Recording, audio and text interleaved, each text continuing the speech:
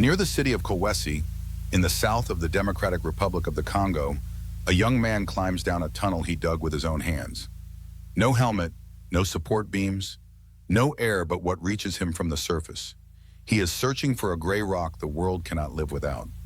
It is called cobalt, and roughly 7 out of every 10 grams of it on Earth begins in the ground beneath his feet. It is in the phone in your pocket. It is in the electric cars sold as clean. The battery that powers our future is charged first by his labor, and he will earn about $2 for the day. Cobalt is what keeps a lithium-ion battery from overheating. It stabilizes the cathode, so your phone does not catch fire and your car can drive hundreds of kilometers on a charge. For most of the last decade, there was no battery at scale without it. And most of the world's cobalt comes from one place. The Democratic Republic of the Congo produces close to 70% of the global supply, more than every other country on Earth combined. Most of it is dug near a single city, Kolwezi, in the old copper belt of the South. A metal the entire clean energy economy depends on flows out of one province in one of the poorest countries in the world. There are 2 Congos in this story. One is industrial, vast mechanized mines run by foreign companies with trucks and permits and fences. The other is human. It is called artisanal mining, and it means people digging by hand. As many as 200,000 Congolese men, women, and children work these informal pits. They dig with shovels, with iron bars, sometimes with their bare hands.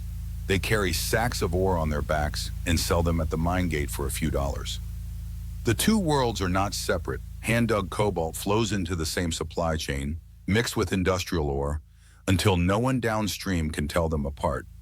By the time it reaches a battery, the tunnel and the child have disappeared from the paperwork. In 2016, investigators from Amnesty International traced cobalt from these pits to the world's biggest brands. They found children as young as 7 sorting and washing ore for up to 12 hours a day. One boy, they wrote, had been working underground since he was 12. The tunnels collapsed.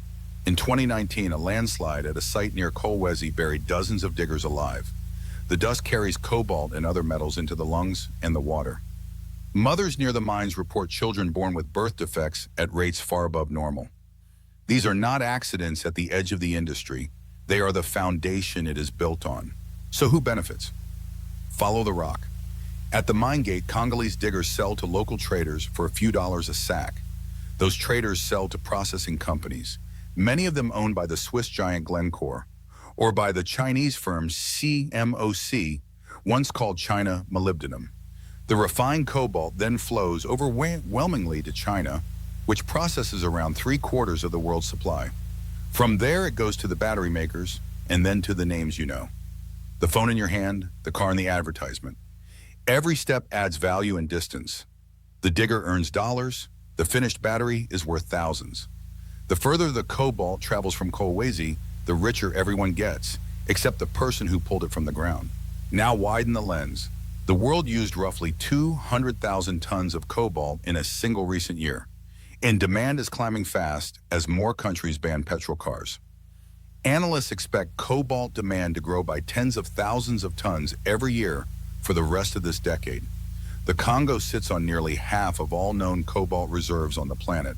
This is not a problem that shrinks as the world goes green. It grows. Every solar promise, every electric fleet, every climate target quietly runs through one province in Central Africa. The companies say they are fixing it. After the investigations, brands promised audits, clean cobalt programs, and industry alliances to trace their supply chains. Some funded model mine sites with fences and safety gear. In 2019, a human rights firm sued Apple, Google, Dell, Microsoft, and Tesla on behalf of injured Congolese families.